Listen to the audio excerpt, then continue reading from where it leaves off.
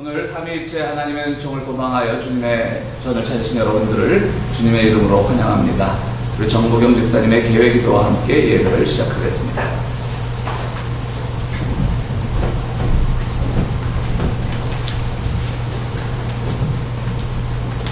주님께서는 가진 것 없고 못나고 부족한 우리를 채워주셨습니다. 지금도 살아서 함께 하시는 분이시기에 저희가 용기를 내어 오늘도 주님 앞에 모여 예배드립니다. 저희 모습이 세상의 잣대로는 보잘것없고 부족하고 실패한 듯하지만 주님께서 또한 그리 살아가셨기에 오늘도 힘을 내어 주님의 참 뜻에 귀 기울이고 주님의 참 모습을 보기를 원하오니 내일을 위한 소망을 가질 수 있도록 이 시간을 축복해 주시옵소서. 서로가 서로를 위로하고 사랑하며 선한 영향력을 끼치고 하나님 나라를 실천할 수 있는 공동체가 되도록 저희를 축복해 주시옵소서. 아멘. 치열한 경쟁과 불평등 속에서 극악스럽게 내 밥그릇 하나 정신없이 챙기며 하루하루 살아가기 바쁘고 그마저도 빼앗겨 거리로 내몰린 홈리스들, 소외된 이민자들 모두 주님의 친구임을 그리고 우리의 친구임을 기억하게 하시고 주님의 긍휼과 자비를 베풀어 주시옵소서. 평화의 교회 신앙의 선배로 존경받으시는 문장로님, 신장로님, 이용재 장로님 건강을 꼭 회복해 주시길 특별히 주님께 서원합니다. 주님, 저희의 기도를 이루어 주시옵소서. 예비 마지막 시간까지 주의 성령님 함께 하시길 빌며 예수 그리스도의 이름으로 기도드립니다. 아멘. 욥기 38장 1절에서 11절까지 정보경 집사님 봉독해 주시겠습니다. 그냥 그 자리에서 하셔도 됩니다. 화면 보고 하셔도 되고요. 그때 주님께서 욥에게 폭풍이 몰아치는 가운데 내려가셨다. 내가 누구이기에 무지하고 헛된 말로 내 지혜를 의심하느냐. 이제 허리를 둥이고 대장부답게 일어서서 뭉든 말에 내려갈 거라. 내가 땅의 기초를 놓을 때 내가 거기에 있기라도 하였느냐. 내가 그처럼 많이 알면 내 무릎에 대답해 보아라. 누가 이 땅을 설계하는지 너는 아느냐. 누가 그 위에 측량줄을 띄었는지 너는 아느냐. 무엇이 땅을 버티는 기둥을 잡고 있느냐. 누가 땅의 주축들을 놓았느냐. 그날 새벽에 별들이 함께 노래하였고 천사들이 모두 기쁨으로 소리를 질렀다. 바닷물이 땅속 모태에서 터져 나올 때에 누가 문을 닫아 바다를 가두었느냐. 구름으로 바다를 덮고 흑암으로 바다를 감싼 것은 바로 나다. 바다가 넘지 못하게 금을 그어놓고 바다를 가두고 문 빗장을 지는 것은 바로 나다. 여기까지는 와도 된다. 그러나 더 넘어서지는 말라. 고도한 물결을 여기에서 멈추어라 하고 바다에게 나온 것이 바로 나다. 아멘. 요즘 제가 그 한국 드라마 중에 보고 있는 드라마가 녹두꽃이라고 하는 드라마가 있습니다. 녹두 장군 하면 우리 전봉준 장군을 일컫는 말이기도 한데요. 좀 더 역사적으로 고찰해 보면 또 그렇지 않다는 설들도 있고요. 어쨌든 그 전봉준 장군이 주도가 되어서 일으킨 동학혁명, 갑오농민혁명이라고도 하죠. 그 이야기를 다룬 드라마입니다.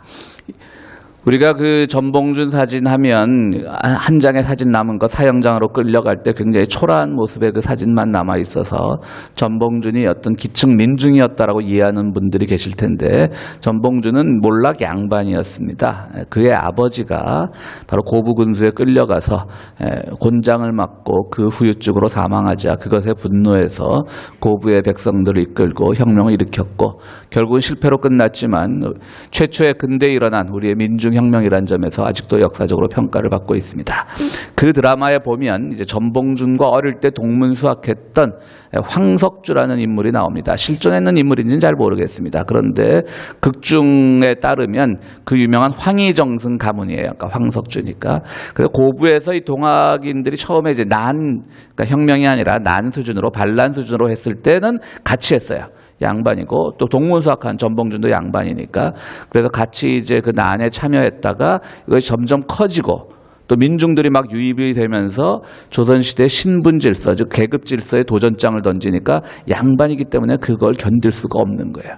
거기다가 그 드라마에 따르면은 그 황석주의 여동생이 있는데 그 황석주의 여동생이 그 지역의 이방의 아들하고 서로 연분이 났어요. 그런데 이 사람은 한때는 개혁을 위해서 동학에 뛰어들었던 사람임에도 불구하고 이방, 뭐 천민도 아니죠. 중인이죠. 중인. 양반이 아닐 뿐이죠. 이방의 자식하고 자기 양반 자기의 여동생하고 정분이 난 걸 견딜 수가 없는 거예요. 그래서 온갖 수를 다 써서 그냥 그 결혼을 막으려고 그렇게 하는 역할로 이제 황석주라는 인물이 있습니다. 가장 최근 본에서는 이제 전봉준이 황석주를 찾아갑니다. 그 결혼을 반대하는 사실을 알고 그렇게 신분제의 경계가 넘기 힘들더냐? 라고 이제 너 왜 이렇게 양반이라는 데 집착하냐? 나도 양반이었다. 뭐 양반이다. 몰락해서 그렇지. 이제 그런 얘기겠죠. 그렇게 신분의 경계를 넘기 힘들더냐? 라고 하니까 황석주가 이렇게 대답합니다. 그래, 자네는 전봉준에게 하는 말이죠. 자네는 경계를 넘어보니 그곳에 극락이 보이더냐? 사람 사는 데는 신분이라는 게 있고 다 경계라는 것이 있고 그어놓은 선이라는 것이 있는데 그거 넘는다고 하면 좋은 세상 오더냐라고 하면서 비아냥거리면서 전봉준과 헤어지는, 궁극적으로 이제 헤어지는 노선을 달리하는 그런 장면이 나옵니다. 참으로 그 지역에서 존경받던 진사였고요. 학생들을 많이 가르치던 사람이었고, 그리고 그 이방의 아들 역할로 나오는 배우는 바로 그가 이방의 아들이지만 워낙 똑똑해서 어릴 때 그가 학문을 가르칠 때 가장 총애하는 그 제자이기도 했지만 신분제를 넘어서서 자기의 동생과 결혼하는 건 견딜 수가 없는 거예요. 참 그렇죠. 사람들이 거놓은 게 그렇게 무섭습니다.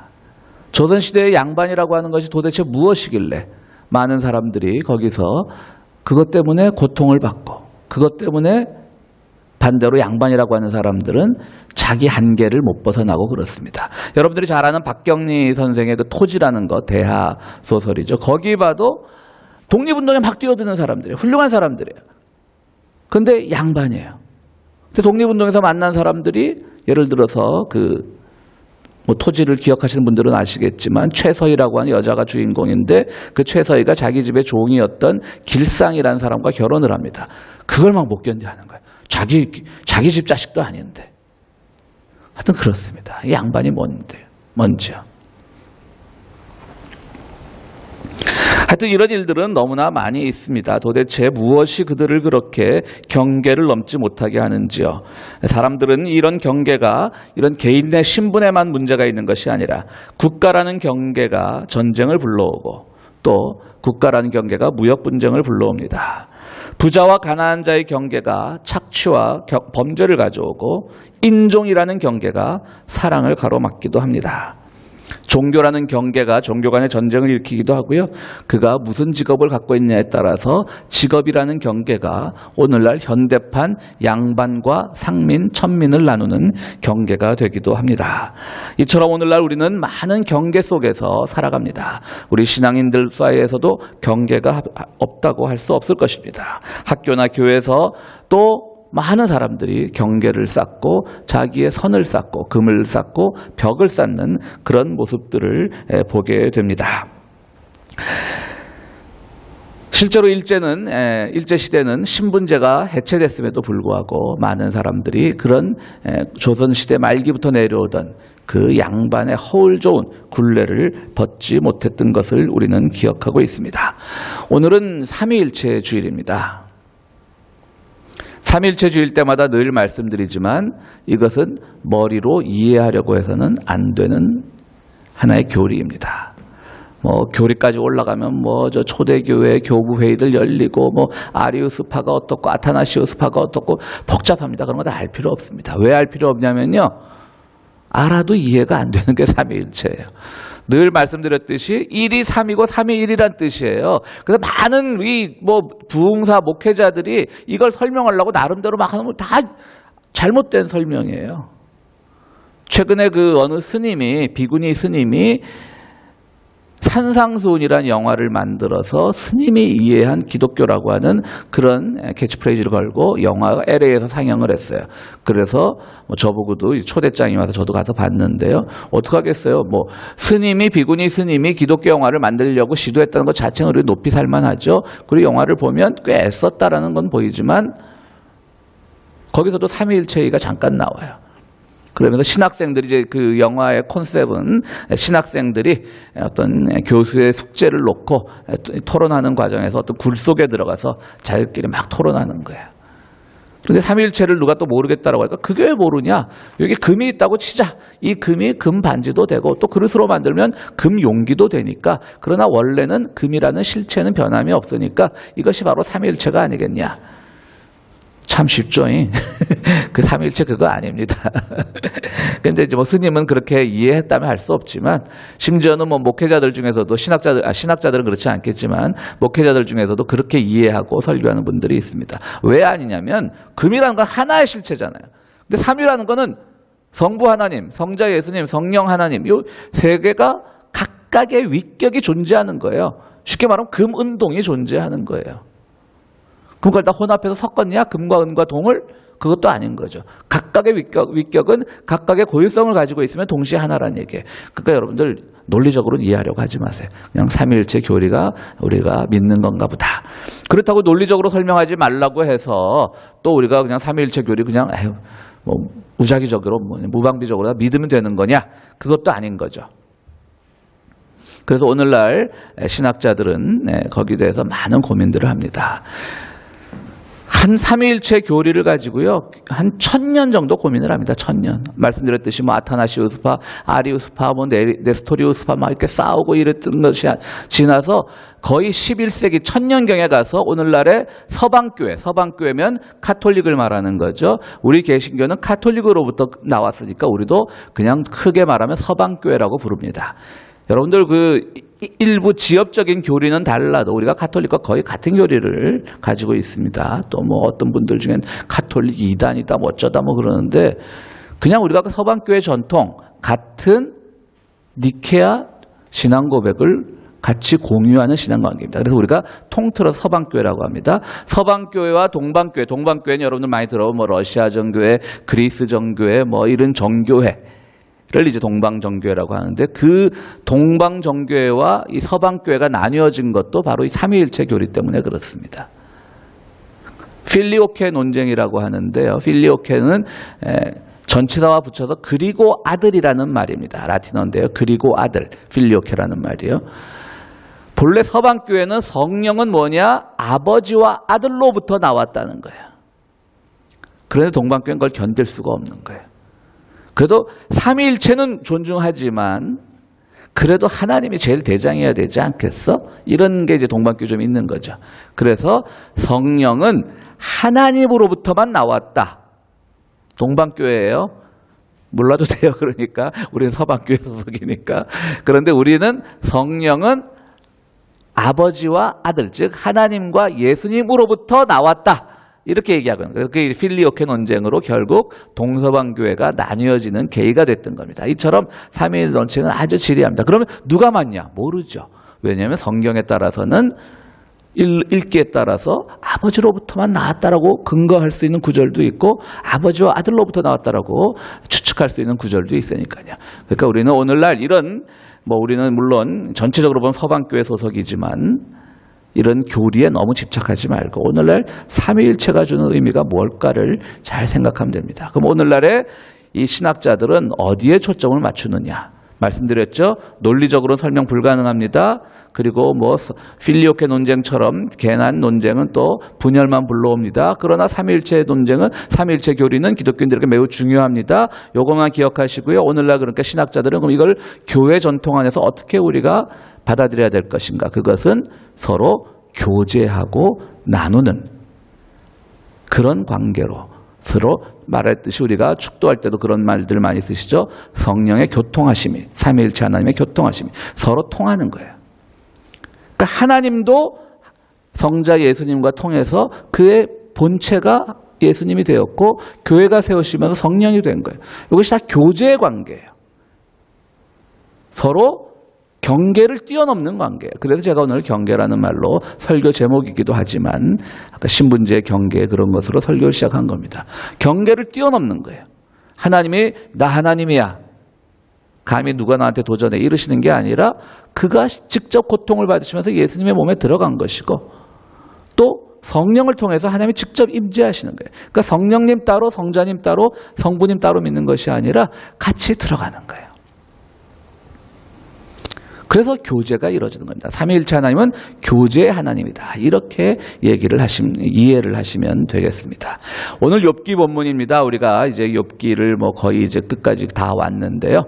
욥기 오늘 본문을 보면 이제 욥이 뭐 세 친구들 와서 막 논쟁하다가 마지막에 좀 젊은 엘리후라는 사람이 와서 그나마 욥을 이해하는 입장을 내놓고 욥이 어느 정도 이제 동조를 했죠. 그리고 이제 친구들의 역할은 다 끝났습니다. 말도 안 되는 소리 했던 세 친구들의 역할도 끝나고 엘리후라고 하는 그 비교적 합당한 말을 한 그 친구의 얘기도 잘 듣고 하니까 욥이 이제 하나님한테 직접 되는 거. 왜 나한테 이렇게 고통을 주셨습니까? 라고 하니까 오늘의 본문으로 이제 하나님이 대답을 하신 거예요. 한번 앞쪽으로 한번 다시 넘겨주시겠어요? 그때 주님께서 이제 폭풍께서 뭐 말씀하셨는데 내가 누구에게 이렇게 뭐 의심하느냐, 내 지혜를 의심하느냐, 대장부답게 일어서서 묻는 말에 기초해봐라. 땅에 기초를 놓을 때 어디 있었느냐 네가. 그리고 한번 넘어주시면 뭐 주춧돌. 그러니까 고대인들의 세계관인 거죠. 우주관이죠. 땅에 막 주춧돌이 있고 우주라는 거 있는데 그게 어떻게 이렇게 우리가 지금 알고 있듯이 우주의 이 지구라는 동그란 게 둥둥 떠다니는 건 그들은 생각할 수 없었기 때문에 그런 거예요. 그러니까 이거를 우리가 또 문자 그대로 이해하면 안 되죠. 그 시대 사람들의 세계관이에요. 그러면서 하나님 막 설명을 하시는 거예요. 그러면서 마지막 구절에 저는 더 넘어가서 바다를 가르시는 그 말을 하면서 바다에게 이렇게 말했다는 거죠. 여기까지는 와도 된다. 그러나 더 넘어서지는 말아라. 도도한 물결을 여기에서 멈춰라 하고 바다에서 명한 것이 바로 나다. 저는 그래서 오늘 3일째 주일 설교를 준비하면서 경계를 주제로 삼고 또 욥기도 지난 한 달 동안 못했기 때문에 하면서 이 말씀이 과연 3일체의 교리와 어떤 관계가 있을까라고 생각하던 중에 이 경계를 넘는 것이 굉장히 중요하다고 생각을 해봤습니다.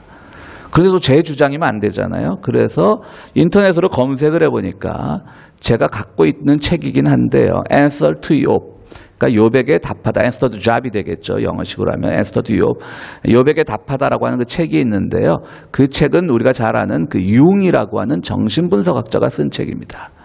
근데 이 욥에게서 정신분석학자 융이 삼위일체 하나님의 진리를 발견해냅니다. 욥기 전체에서.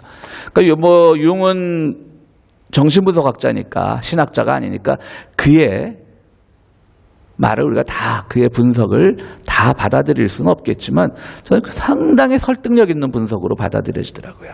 오늘도 지혜라는 말이 나와요. 융은 이렇게 책을 씁니다. 욥과 하나님의 관계에서 누가 잘못했느냐? 누가 잘못했어요? 탐은 안 할 테니까 답해보세요. 징계 안 할 테니까. 하나님이 잘못하셨죠. 착한 사람 왜 벌 주고 그러셔요. 그러니까 융은 딱 치고 나옵니다. 이 관계에서 잘못한 건 하나님이다.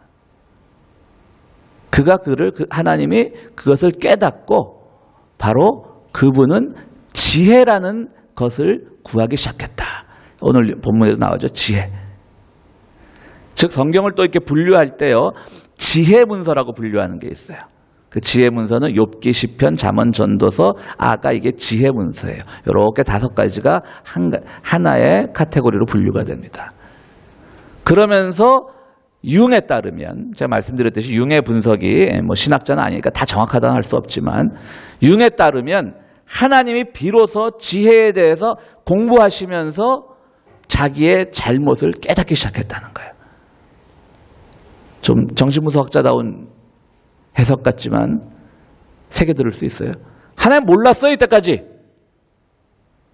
자기의 결정은 다 옳다고만 생각을 하셨어요. 근데 지혜라는 걸 알고 나서부터 하나님도 지혜에 대한 자기의 경계를 허무신 거예요. 그래서 지혜를 알게 되신 거예요. 그래서 자기 성찰이 이루어졌다고 하는 거예요. 하나님 하나 다 옳고 그런 게 아니라 다 나만 옳은 것이 아니라 하나님도 자기 성찰을 하셨다는 거예요. 다시 한번 얘기하지만 제가 이단이 아니라 융이 이단입니다. 근데 새겨 들을 만해서 제가 소개하는 겁니다. 자기 성찰을 하고 나서 생각해 보시니까 뭐냐면 욥의 고통이 얼마나 큰 줄 알았다 라고 해서 하나님이 결정하신 게 뭐냐면 내가 그 고통에 동참하겠다라고 해서 예수님이 되셔서 스스로 아들과의 관계를 허무시면서 아들과의 경계를 허무시면서 그분이 이 땅에 내려오셨던 거예요.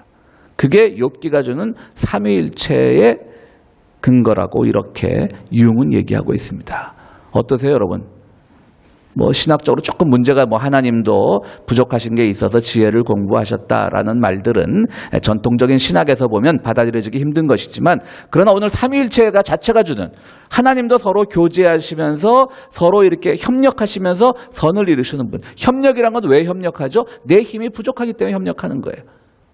그러니까 우리가 하나님에게는 그런 표현을 쓸 수 없지만, 그러나 하나님도 뭔가가 우리의 도움이 필요해서, 그분도 고통을 느끼는 것이 필요해서 예수님과 하나 되는 것이고 성령님과 하나 되는 것이, 그게 삼위일체. 그러니까 오늘 우리는 이 삼위일체 교리 안에서 무엇을 배워야 되느냐? 교제를 배워야 되고 서로 교통하는 것을 배워야 되고 경계를 허무는 것을 배워야 되는 것입니다. 경계를 허물지 못하면 우리는 정말 삼위일체 교리를 이해를 못하는 겁니다. 말로만 삼위일체 하나님 이해가 안 되니까 자꾸 억지해서 붙이다가 오히려 정말로 이상한 해석을 붙이게 되는 것이고요. 우리 교회도 있는데 그 플래너리 오코너라고 하는 지금은 고인이 되셨지만 1940년대 주로 남부를 배경으로 소설을 쓴 분으로 유명합니다. 요즘 같으면 이제 큰일 날 이야기지만 이분의 소설은 흑인은 다 검둥이로 표현이 돼요. 아마 영어로 성경을 읽으면 그분의 단편집을 읽으면 아마 니그로나 이렇게 돼 있겠죠.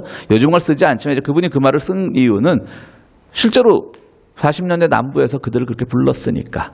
그것이 소설이란 것이 무슨 교훈집이나 그런 교양책은 아니니까요. 이제 단편만 쭉 썼어요. 이분 장편도 없고. 단편집이 우리 교회 도서관에도 있는데요. 그 플래너리 오코너의 단편집 중에 추방자라는 짧은 단편이 있습니다. 이 맥켄타이어라고 하는 농장 부인인 맥켄타이어 부인이 농장 주인인데, 이분은 아주 젊었을 때 결혼을 했는데 누구와 결혼을 했냐면 그 지역에 농장을 가지고 있고 그 지역 판사와 결혼을 했어요. 그래서 아주 많이 나는 나이차 때문에 주변에서 좀 말도 많았지만 결혼하고 잘 살았고, 남편이 또 이제 나이가 많으니까 먼저 죽어서 또 남편의 묘소도 자기 농장 안에 두고 있을 정도로 그렇게 아주 또 죽은 남편에 대한 그 애정도 갖고 있는 분이에요. 근데 그 집에 이제 노동자들, 그러니까 40년대가 법적으로는 노예제도가 없어져서 노예라고는 할 수 없지만 우리말로 머슴이라고 할까요? 어쨌든 머슴 같은 사람이 있었는데, 하나는 이제 2차 대전 중에 도망 나온 폴란드계 이민자가 이제 노동자로 있었고, 하나는 흑인이 있었고, 또 하나는 이제 아우슈비츠에서 살아남은 유대인이 있었어요. 그런데 아무래도 폴란드 사람들이 보기엔 유대인보다는 흑인이 더 가깝다고 생각을 했는지, 아니면 시민권 때문에 그랬는지, 폴란드에서 아주 고통받고 있는 자기의 조카를 미국에 데려오기 위해서 이 흑인과의 이제 흑인 이 머슴에게 사진을 보여주면서 이제 소위 말하는 사진선을 보는 거죠. 그래서 이제 결혼을 맺어주려고 해요. 어쨌든 이 자기 조카를 폴란드에서 빼내오려면 미국 시민권자랑 결혼을 해야 되니까. 그 와중에 또 어떤 일이 일어나냐면, 흑인은 또 굉장히 또 이렇게 도둑질을 잘해요. 주인 걸 몰래. 그러니까 또 유대인들은 또 그런 걸 율법적으로 견딜 수 없으니까 주인한테 일러요. 그러니까 또 이 흑인과 또 이 폴란드인이 공모해서 유대인을 마차 사고를 가장해서 죽게 만들어요. 아우슈비츠에서도 살아남은 사람인데. 그러니까 이 플래너리 오코너의 소설은요, 귀족이 잘했다, 부자가 잘했다, 서민들은 다 착하다, 민족은 착하다, 그 논리는 아니에요. 모든 사람이 가지고 있는 그 인간의 그 추악함을 다 보여주는 거죠. 도둑질하는 흑인도 잘했다고 할 수 없고, 더 사사건건 가서 고자질하는 유대인도 또 그렇고. 그런데 이 맥켄타이어 부인이 뭘 견딜 수 없냐면요, 자기 일도 아닌데, 자기 집 머슴들 일인데 백인하고 흑인하고 결혼하는 걸 견딜 수가 없는 거예요. 그거를 막기 위해서 막 하는 거예요. 그러니까 신분제 질서가 무너진다. 인종 질서가 무너진다. 인종 경계가 무너지는 걸 견딜 수 없는 거예요.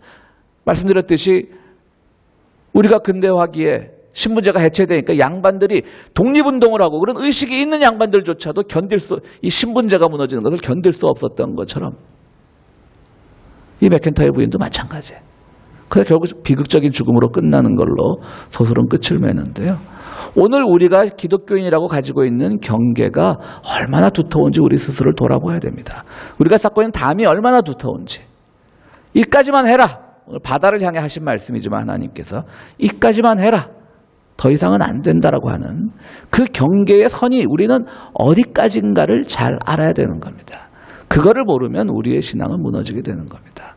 그런데 신앙이 좋다는 경계의 사람들일수록 더 선을 긋고 경계를 쌓는 일을 많이 보게 됩니다. 그래서 자기만의 세계에 갇혀버리는 겁니다. 그러면 또 경계가 그럼 없어야 되느냐? 역시 우리는 또 신앙생활하면서 넘지 말아야 될 선은 있을 겁니다. 넘지 말아야 될 선이 뭘까요? 예를 들어서 삼위일체 교리 같은 것. 어쨌든 2000년 동안 교회가 공동체에서 고백해온 거니까 우리는 이것 자체에 대해서 부정을 할 필요는 없습니다. 논리적으로 말이 안 돼. 그건 옛날 종교회에서 결정한 거야. 다 맞는 말이죠.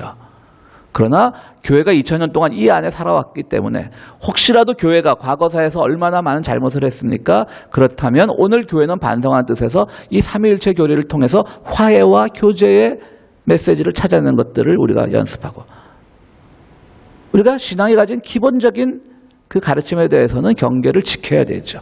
이것도 아니고 저것도 아니고 교리도 무시하면 안 되죠. 그런데 교리라는 것이 바로 지켜야 될 마지막 선인데 그것이 마치 우리의 삶 전부를 이해하는 것처럼 어떻게 모든 평신도들이 모든 교인들이 다 필리오케 논쟁을 알아야 되고 다 알아야 되는 건 아니잖아요. 경계를 다 하는 거예요. 근데 우리는 이상하게 기독교인이 신앙이 신실하면 신실할수록 더 많은 경계를 쌓고 있어요. 늘 말하지만 소수자들에 대해서 담을 쌓고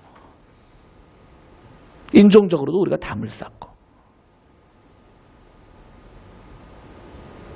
예전에 우리 교회 다니시던 분들 중에 그냥 깜둥이라는 이름을 막 달고 다니시던 분들 계셨어요. 또 제일 제가 듣기 싫어하는 말이 히스패닉 분들을 가리켜서 맥작이라고 부르는 것들도 있죠. 이게 다 우리가 경계를 쌓고 있는 거예요, 지금. 그것이 무슨 기독교인입니까? 그것이 무슨 삼위일체를 믿는 사람들의 행동입니까? 2차 대전 중에 프랑스의 조그만 시골에서 한 유대인이 도피 중에 사망을 했습니다. 그래서 그의 친구들이 그를 묻어주려고 했는데 그 마을은 작은 마을이라 카톨릭 묘지밖에 없었습니다. 카톨릭 묘지 측에 의뢰를 하니까 유대인은 묻어줄 수 없다라고 하는 겁니다. 그런데 조그만 마을이니까 함부로 길거리에 버릴 수도 없고 그래서 친구들이 그의 무덤을 어디다 만들어줬냐면요. 그때만 또 40년대만 해도 화장 풍습 이런 게 많이 유행하지 않을 때니까요. 그의 무덤을 어디다 만들어줬냐면 그래도 시내 한복판에 무덤을 만들 수는 없으니까 바로 그 담장 하나를 두고 담은 아니었겠죠. 이렇게 철조망 같은 거 하나를 두고 바로 그 옆에 가톨릭 묘지 바로 옆에 그 친구를 묻어주었습니다. 그리고 거기서 조촐한 장례식을 끝내고 이제 다 헤어졌는데요. 며칠 뒤에 혹시라도 또 사람들이 그 무덤을 훼손했을까봐 무덤을 찾아가 봤더니 누군가가 그 가톨릭 묘지의 담장을 허물어서 이렇게 만들어 놓은 겁니다. 그러니까 그 무덤을 포함시켜버린 겁니다. 가톨릭 묘지 안에. 그런데 가톨릭 묘지 측에서도 그것을 눈 감아주는 겁니다. 우리는 분명히 묘지 운영 규칙에 따라서 유대인 안 묻어줬어. 그건 지킨 거예요. 하지만 누군가가 그 묘지에 포함될 수 있도록 담을 허물어서 담을 이렇게 무슨 말씀인지 아시겠죠? 이렇게 만든 겁니다. 그게 바로 신앙이죠. 경우에 따라서 유대인들 교리가 그렇다면 그럴 수 있는 거예요. 그러나 그것이 공동묘지 운영 규칙으로 하면 또 지켜야죠. 그러나 그것으로 인해서 누구도 상처받지 않게끔 어떤 지혜를 베풀었을 때 그것이 또 용인되는 그것이 바로 삼위일체 교리의 정신인 겁니다. 오늘 우리는 어떤 경계를 쌓고 있습니까? 참으로 신앙의 이름으로 우리는 경계를 쌓는데 너무 익숙한 것이 아닙니까? 저는 어제 예전에 우리 교회에서도 강연을 하신 적이 있는 그 한국의 개성공단 지원재단 이사장인 김진양 박사가 LA에서 온 일이 있어서 어제 늦게까지 같은 자리에 있었는데요. 저도 북한에 대해서 잘 모릅니다. 또 어제도 많이 배웠어요. 그럼 또 제가 제 북한에 대한 제 인식이 요만큼은 또 늘어난 거예요. 왜? 그분에 대해서 열려있는 마음으로 듣는 거예요. 근데 그분이 하신 말씀 중에 제일 인상적인 말씀이 뭐였냐면요. 지금 가장 위험한 사람들이 자칭 진보라고 하는 사람들이 북한에 대한 이해를 바꾸려고 하지 않는다는 거예요. 그저 북한은 그냥 우리가 보듬고 가야 되는 공동체는 맞지만 그 사회는 이상한 사회고 그 사회는 그것까지 이해를 못하는, 그러니까 그분들이 오히려 보수적인 사람들이 북한에 대한 이해를 하면 저것들 그냥 몰라서 그래 그러면 되는데 다 우리 편 같아. 그런데 북한에 대한 공부를 하지 않고 그 수준이라는 것이 그냥 20년이나 30년에 머물러 있는 거예요. 그러니까 늘 그분들이 오히려 더 걸림돌이 된다는 거예요. 전 굉장히 동의해요. 우리 교회나 밖에서 제가 이런 통일 강연회도 많이 개최해 봤는데 와야 할 친구들은 끝까지 안 와요. 수년이 지나도. 그리고 SNS 같은 글 올리는 거 보면 북한 도와줘야 된다고 다 동의하면서도 북한에 대한 인식 자체는 그냥 이상한 사회? 나쁜 놈들? 이런 식으로 그 생각을 바꾸잖아요. 왜? 와서 공부를 안 하니까. 강연을 안 들으니까. 그들은 또 북한 강연하고 맨날 북한 좋다 그러겠지. 그렇게 사전 편견을 가지고 오는 거예요. 우리 기독교는 그런 경계에 머물러야 돼요. 꼭 북한을 예를 들어서 하는 말이 아니라 모든 부분에서 그런 게 있어요. 우리가 다 신앙도 다 20년 전에 그냥 교회 학교에서 배우고 거기서 변함이 없고. 그렇게 되면 우리의 신앙도 성장하지 않는 겁니다. 물론 신학자의 말이 아니라 융의 말이지만 융에 따르면 하나님도 지혜를 배웠다 그러잖아요. 그분도 욥에게 고통을 주는 걸 통해서 자기 성찰하시고 지혜를 배웠다라고 하잖아요. 심지어는 정신분석자에 보기에 하나님도 그러신 분인데 왜 우리는 수십 년 전 생각에 머물러 있으면서 그것이 마치 나를 지키는 어떤 최후의 보루인 것처럼 왜 그걸 허물지 못하고 선을 넓히지 못하고 경계를 넘을지 못하고 그러나 동시에 우리는 그리스도를 통해서 구원받고 그리스도께서 우리를 위해 죽으시고 또 그리스도께서 삼위일체 하나님 앞에서 우리와 함께 하신다는 그 사실에 대해서는 도전하지 말자고요. 다만 그것이 오늘날 어떻게 우리에게 받아들여야 될지에 대해서는 마음껏 고민하고 마음껏 우리의 선을 허물자고요. 그러면 우리의 신앙도 완성되고 기독교인들도 더 이상 벽을 쌓고 경계를 쌓는 사람들이 아니라 경계를 허무는 사람들이 될 것입니다. 오늘 우리 본문을 통해서 정말 욥이 이해한 삼위일체, 오늘 여러분들이 이해한 삼위일체와 같은 의미의 삼위일체가 되기를 바라면서 우리 삶 속에서 늘 경계를 허무는 것을 경험하시는 우리 삼위일체 하나님을 믿는 여러분들이 되시기를 간절히 바랍니다.